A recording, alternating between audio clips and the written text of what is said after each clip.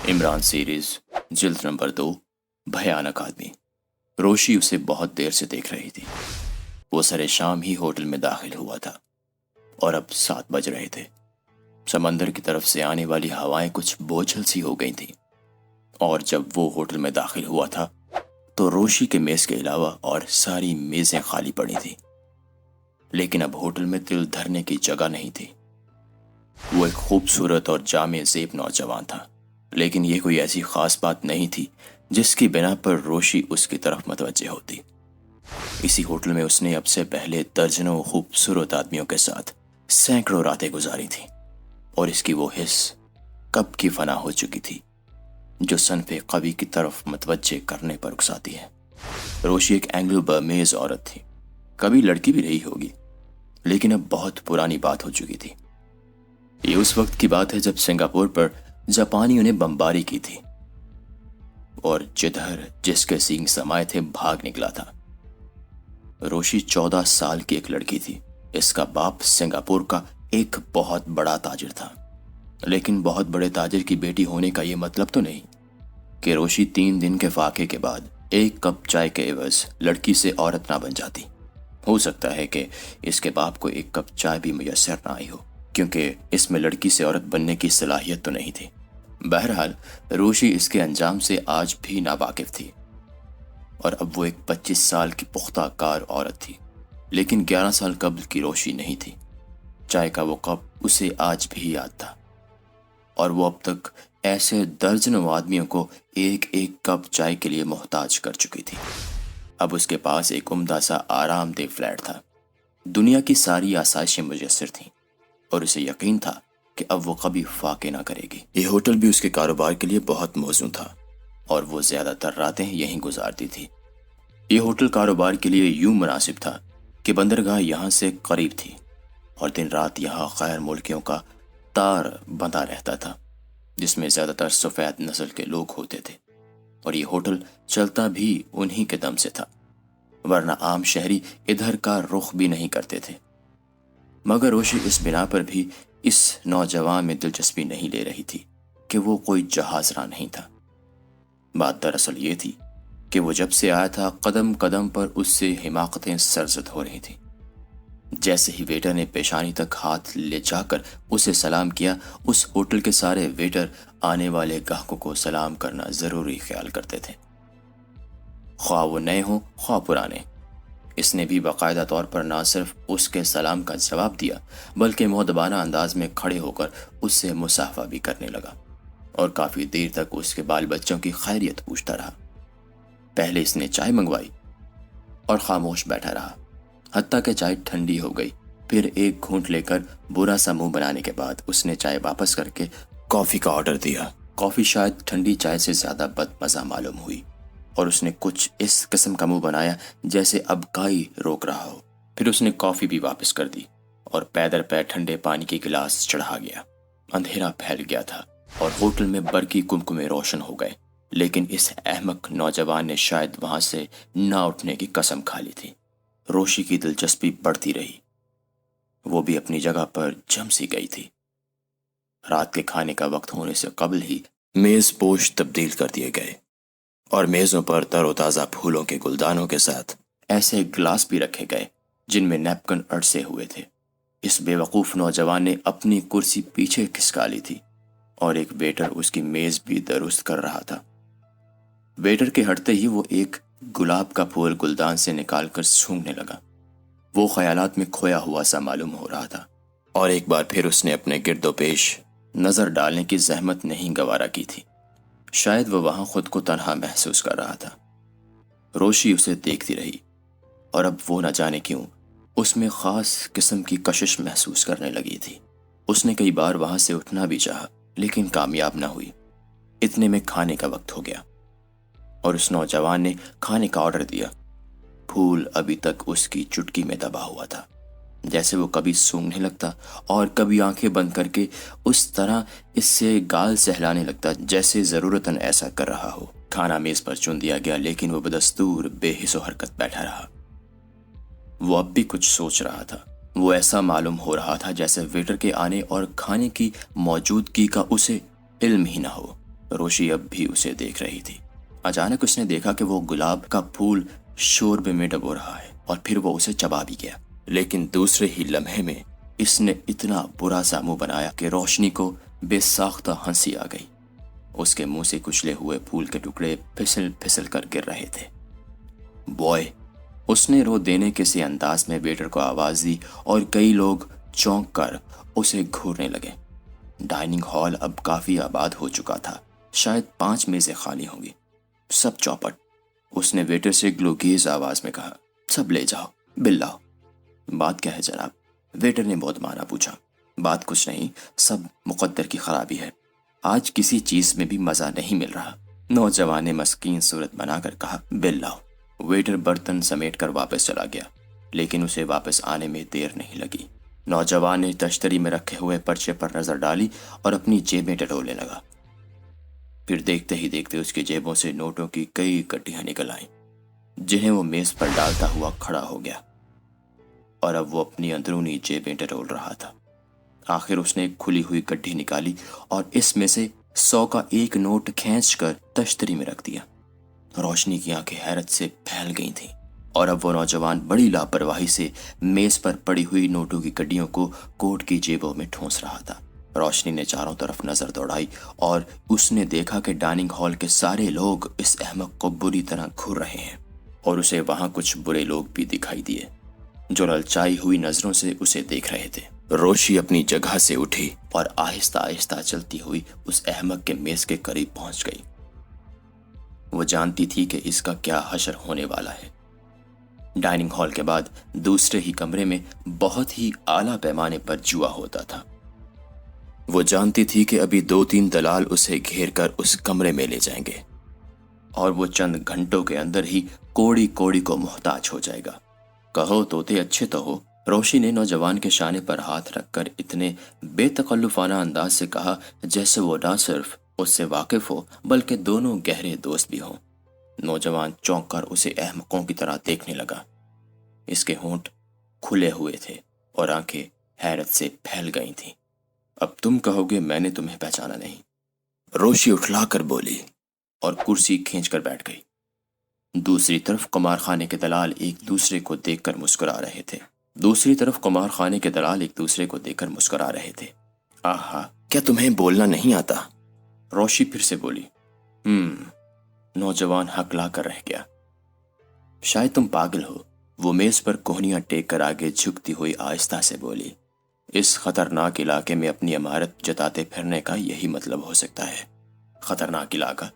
नौजवान आंखें फाड़ कर कुर्सी की पुश्त से टिक गया। हाँ मेरे तोते, क्या तुम पहली बार यहाँ आए हो?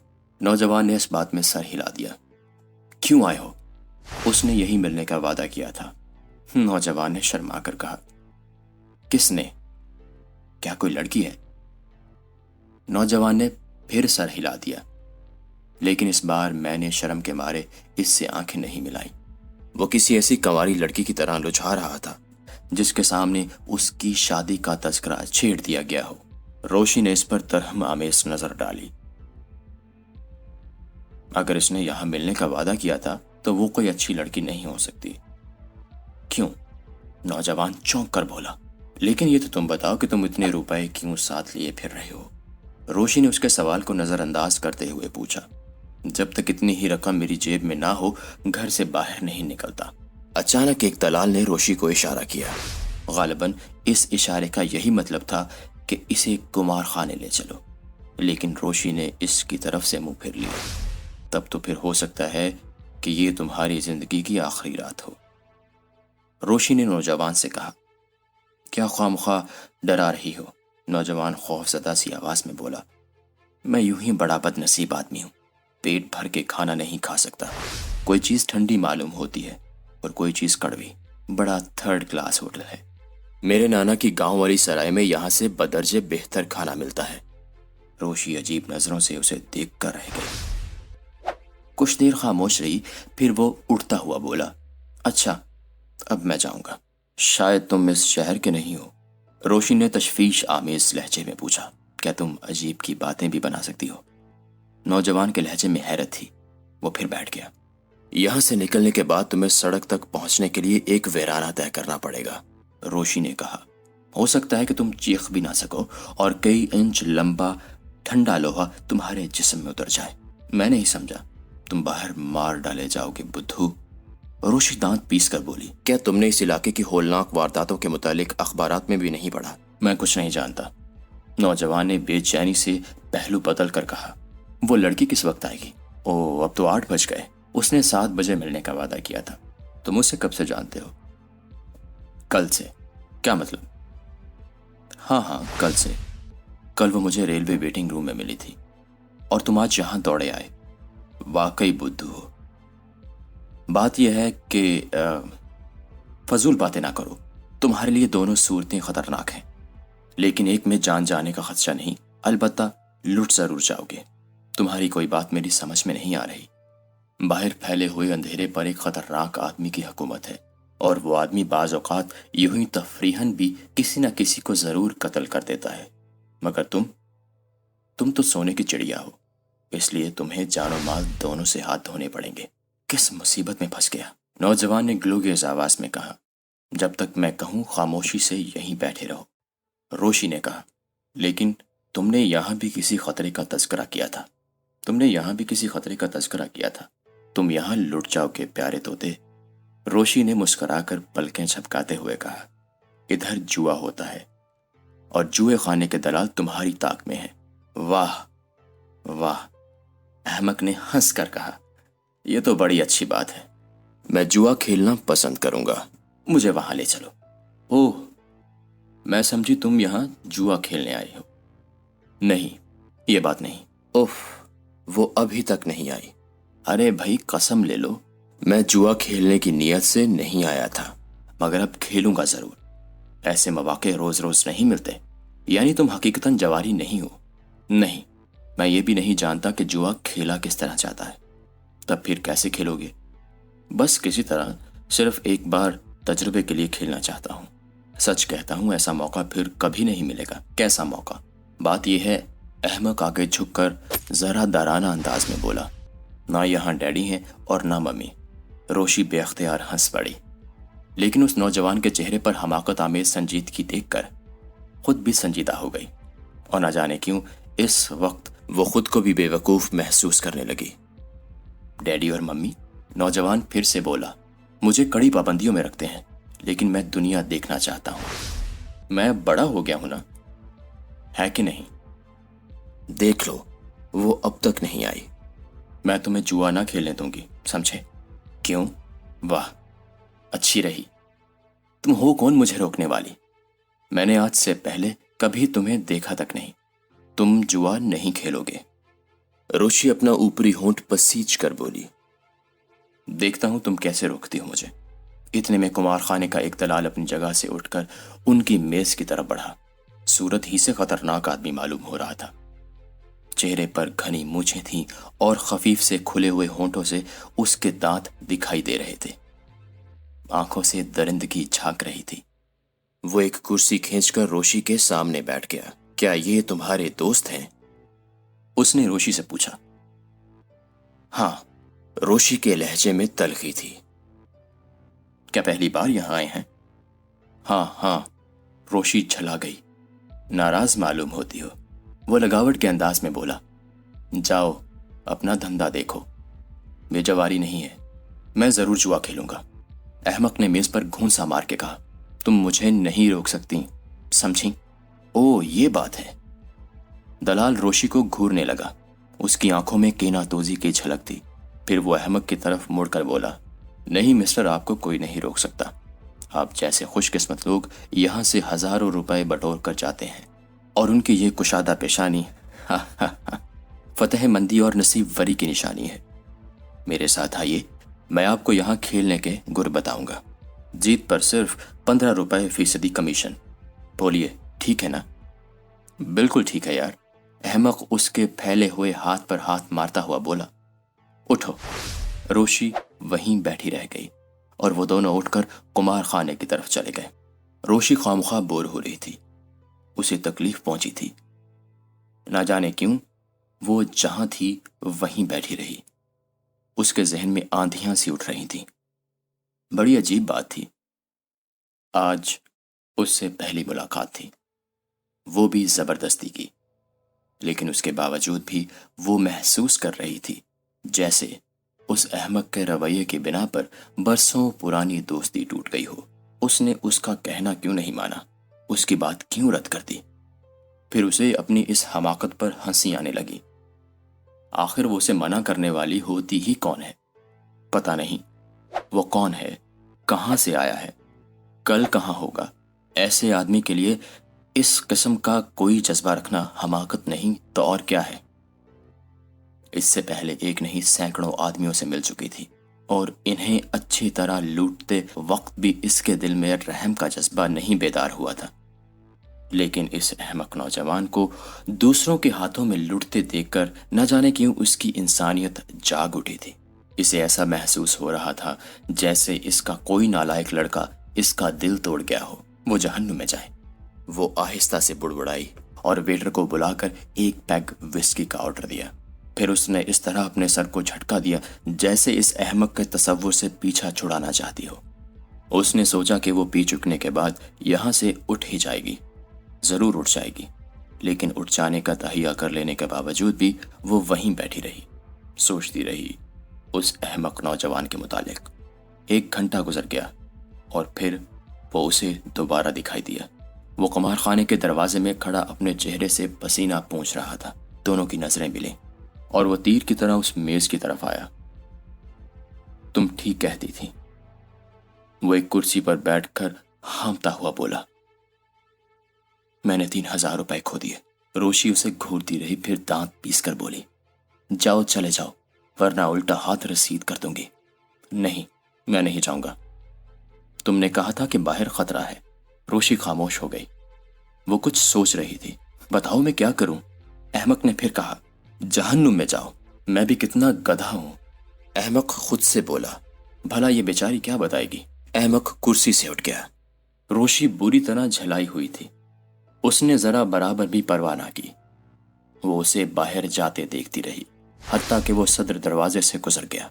اچانک اس کے خیالات کی روح پلٹی اور وہ پھر اس کے لیے بے چین ہو گئی۔ اس کے ذہن میں باہر کے اندھیرے کا تصور رینگنے لگا اور وہ مستربانہ انداز میں کھڑی ہو گئی۔ وہ پھر اس احمق کے متعلق سوچ رہی تھی۔ اس نے صرف 3000 روپے گوائے تھے، لیکن اس کے بعد بھی اس کی جیبوں میں کافی رقم ہوگی۔ وہ بڑے نوٹوں کی کئی گڈیاں تھیں، یقیناً 30 یا 40 ہزار ہو سکتا ہے، یا اس سے بھی زیادہ۔ اس نے بڑی تیزی سے اپنا وینٹی بیگ اٹھایا اور ہوٹل سے نکل گئی۔ باہر اندھیرے کی حکمرانی تھی۔ کافی فاصلے پر اسے ایک تاریک سایہ نظر آ رہا تھا، متحرک سایہ، جو اس احمق کے علاوہ اور کوئی نہیں ہو سکتا تھا۔ سامنے چھوٹے چھوٹے ٹیلے تھے اور بائیں طرف گھنی جھاڑیوں کا سلسلہ میلوں تک پھیلا ہوا تھا۔ سڑک تک پہنچنے کے لیے ان ٹیلوں کے درمیان سے گزرنا ضروری تھا، لیکن موجودہ حالات کو مد نظر رکھتے ہوئے یہ وقت اس کے لیے موزوں نہیں تھا۔ خود پولیس اس علاقے کو خطرناک قرار دے چکی تھی۔ روشی دل ہی دل میں خود کو برا بھلا کہہ رہی تھی، کیوں نہ اس نے اس کو ادھر جانے سے باز رکھا؟ اس نے اسے وہ راستہ کیوں بتا دیا جو بندرگاہ کی طرف جاتا تھا؟ اب وہ اس الجھن میں پڑ گئی تھی، وہ اسے کس طرح آواز دے؟ وہ اس کے نام سے بھی واقف نہیں تھی۔ اچانک اسے تھوڑے ہی فاصلے پر ایک دوسرا سایہ دکھائی دیا جو پہلے سائے کے پیچھے تھا اور یک بہ یک کسی ٹیلے کی اوٹ سے نمودار ہو رہا تھا۔ پھر اس نے اسے اگلے سائے پر جھپٹتے دیکھا اور وہ اپنی بے ساختہ قسم کی چیخ کو کسی طرح نہ دبا سکی، جو اس کے سنبھلنے سے پہلے ہی سناٹے میں دور تک لہراتی چلی گئی۔ دونوں سائے گتھے ہوئے زمین پر گر گئے۔ پھر ایک فائر ہوا اور ایک سایہ اچھل کر جھاڑیوں کی طرف بھاگ گیا۔ روشی بدحواسی میں سیدھی دوڑی چلی گئی۔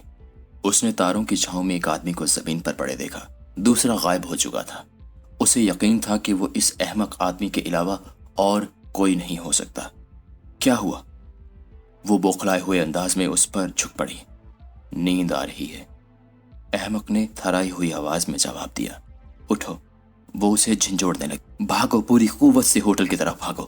احمق اچھل کر کھڑا ہو گیا اور پھر اس نے بڑی پھرتی سے روشی کو کندھے پر لاد کر ہوٹل کی طرف بھاگنا شروع کر دیا۔ روشی ارے ارے ہی کرتی رہ گئی۔ پھر تھوڑی ہی دیر بعد دونوں ایک دوسرے کے سامنے کھڑے ہانپ رہے تھے اور وہ ہوٹل کے صدر دروازے کے قریب تھے۔